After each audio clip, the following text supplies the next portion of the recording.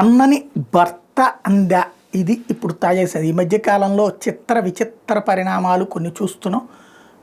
పెళ్ళిళ్ళ విషయంలో ముందు ఒక అబ్బాయిని పెళ్లి చేసుకున్నాక అతనికి విడాకులు ఇప్పించి వాళ్ళ నాన్నతో పెళ్లి చేసి అక్కడ విడాకులు ఇప్పించి మళ్ళీ మరిదితో అంటే ఒకటి భర్త తమ్ముడితో భర్త తండ్రితో పెళ్లి చేసి ఆ తర్వాత మళ్ళీ ఇంకొకళ్ళతో చేయడానికి సిద్ధపడ్డప్పుడు తిరగబడ్డ అమ్మాయిని చూస్తున్నాం. అయితే పాస్పోర్ట్ల కోసం వీసాల కోసం కొన్ని విచిత్ర పరిణామాలు కొన్ని చోట్ల చోటు చేసుకుంటున్నాయి. ఇప్పుడు అట్లాంటిదే జరుగుతున్నటువంటిది చర్చకు వచ్చినటువంటి అంశం.